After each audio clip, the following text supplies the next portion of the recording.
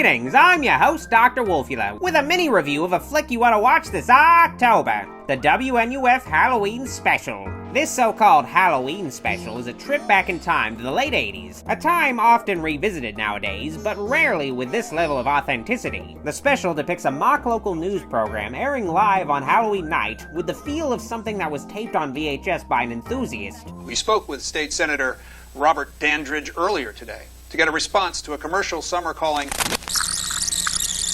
The film is a mixture of on-the-scene reporting, pre-taped segments, and, of course, commercial breaks. All with the flavor of a small-town TV station. 2. Inspect all your treats before you eat them. That way you're not accidentally eating a razor blade or a needle infected with the AIDS virus. The WNUF Halloween Special's approach to presenting itself as a program on a real TV station is reminiscent of the classic 80s sketch comedy series SCTV, except that show was actually made in the 80s, so it didn't have to try too hard to seem like an 80s TV network. This flick, on the other hand, was made in 2013, so the effort put into making it look like a relic from the era you'd find at a swap meet is quite impressive. From a production level, with the wardrobe and the hair, to a post-production level with all the tacky graphics and editing faux pas, and all the way to a meta level with clear signs of VHS tampering, the occasional fast forward, and shitty sound. You're watching WNUF. All of these factors combine into a very nostalgic, immersive experience. You know, I think I'm going to stay in, grab a flashlight, and read scary stories to my kids. Oh. What about you, Deb? Oh, I'll probably just stay in and play with my cats. But what's the story? Well, it concerns a reporter named Frank Stewart who's hosting a live segment on Halloween night inside a house supposedly haunted by Donald Weber, a youth who was told by a Ouija board to kill his parents. That's weird. Usually Monopoly is what gets you to kill your family. And we're here in front of the infamous Weber house, where 20 years ago, Donald Weber killed his parents after consulting a supposedly demonic board game, a wooden spirit board he found in the attic of this very house. Frank's joined by his producer Veronica, a priest, a psychic couple, and their cat, as they spend the night exploring the Weber house, slowly discovering that there might be something actually going on inside this house. And we're about to go in this, oh my God, what the hell was that? Tom, did you get that?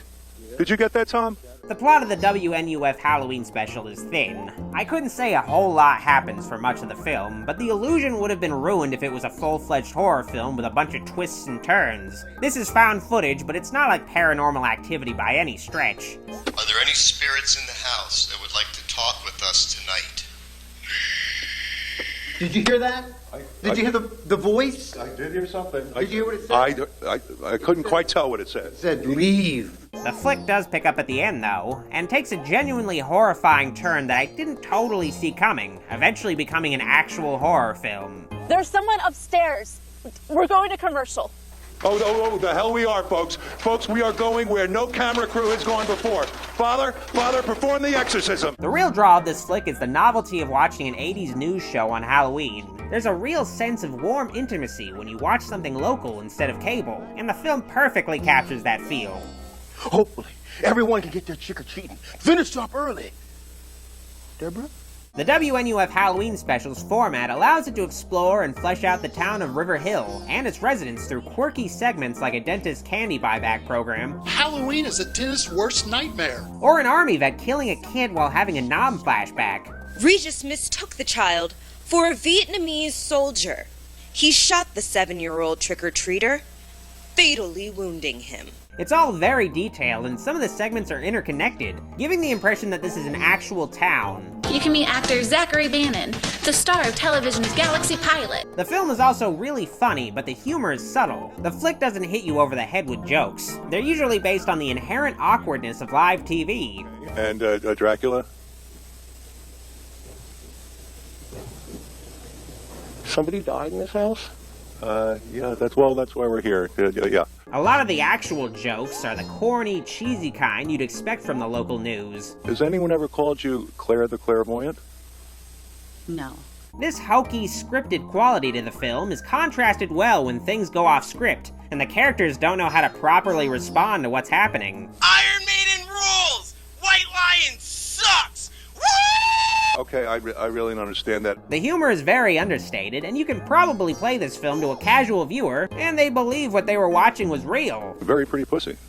Yes, they are. Thank you very much. Yes. Paul Fahrenkopf is great as the reporter Frank, because he tries to come off as like a lovable uncle on the camera, but you can see the cracks in this facade as he starts to unravel during this Doom production. I don't know how to explain this, but something so horrible happened during the last segment. My only real complaint with WNUF Halloween Special is the amount of commercial breaks. The commercials are well made and authentic, but there's just too many of them, and at a certain point, the frequency of fake ads gets a little annoying when Frank's investigation starts to get really interesting. I'm Frank Stewart. We'll be right back. Besides this, though, the flick is definitely worth a watch and would be a fine addition to any Halloween marathon. I give the WNUF Halloween Special a killer Ouija board out of a pissing priest. This is some really wild stuff. Far out.